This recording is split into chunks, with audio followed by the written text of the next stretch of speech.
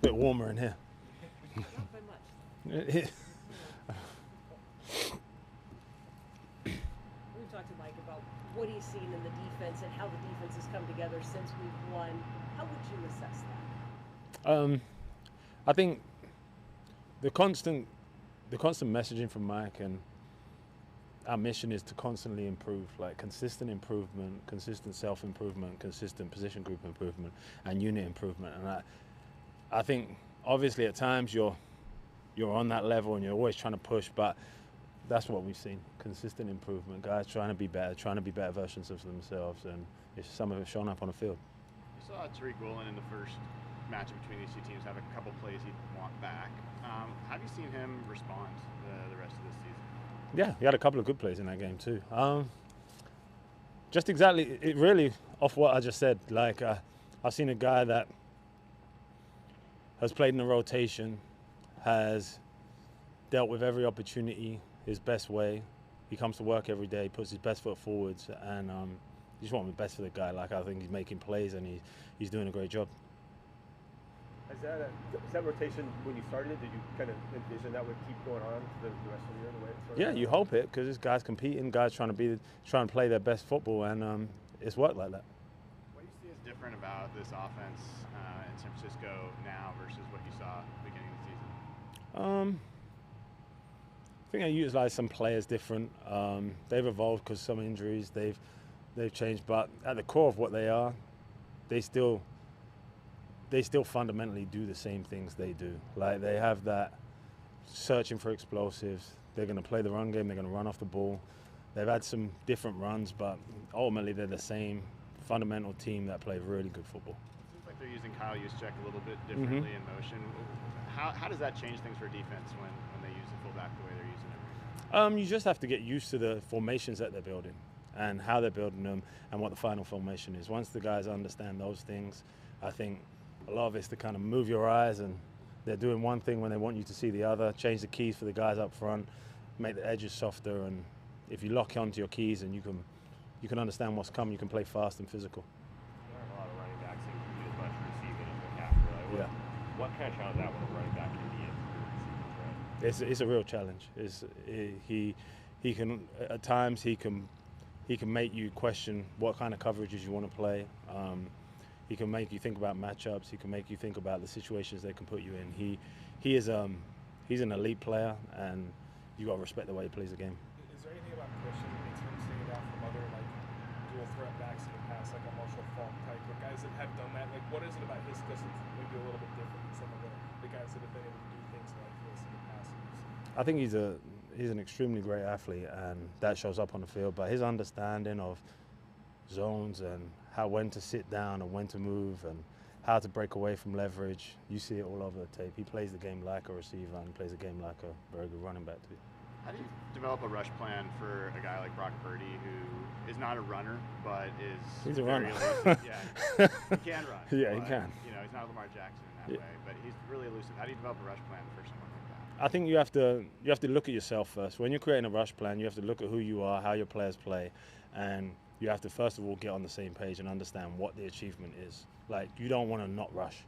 Like, that's the worst thing that can happen, is that you all try and stick to a block and you're just stuck in one position and there's no pressure at all. Like, we just have to be on the same page. We have to understand our rush lanes, have to communicate really well, see where the opportunities are, who has the opportunity.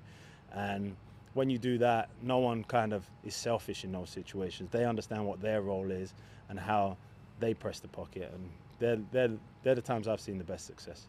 The 49ers are really good on third down. What do you see them, I guess? Yeah, utilizing matchups, understanding. They're very good at understanding like what you could be in, how you can be in it, attacking your weaknesses. They do a great job.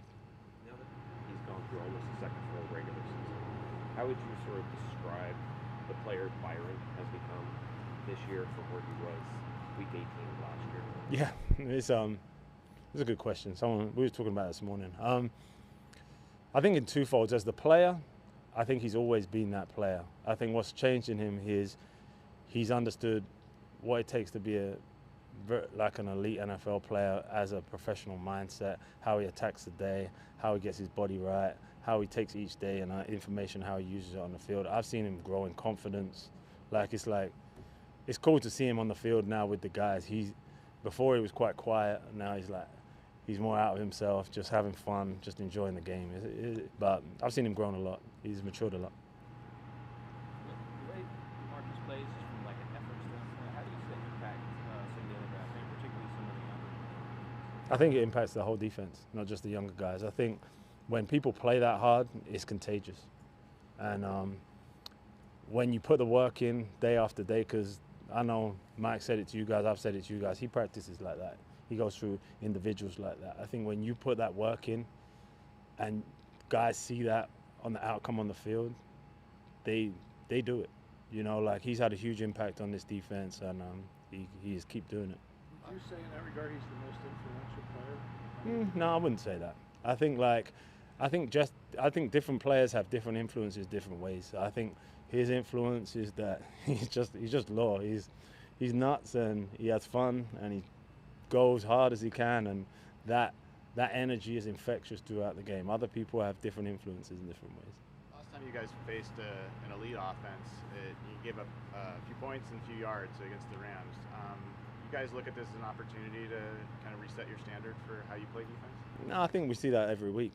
I think like you come away from the game against the Rams, we're playing Carolina the next week. We have to clean up where we gave up away the explosives, the communication issues, and get to work. I think the mindset and the mission of I think everyone in our group right now is that we have to win this week. That's all that really matters. And I think if we can keep that mindset Mike talks about, you can just be where your feet are, you can focus on the moment, and you can move forwards. With Nick at this point, are you guys still like adding stuff to his plate, or have you kind of settled in on? Yeah, kind of just settled in. Like he kind of has found his world, moving around, and just let him play fast and free. And what do you think the best thing he's doing right now? He does quite a few things good.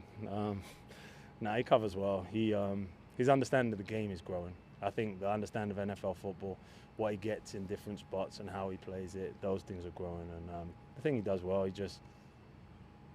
He really plays well in the alley of the field. Like his speed, his size, his length, his ability to get people down in space. You see that, and it helps our defense. It seemed like you had Julian playing more of like Kobe's kind of spot this last week, with Ty kind of being the role he's been in. What did you kind of make of Julian kind of handling that? I know he's done both before, but kind of playing through that, but whether those two guys kind of played off each other. Yeah, Julian's a pro. He can pick up things. He's super smart. It was just cool to see him make some plays and kind of.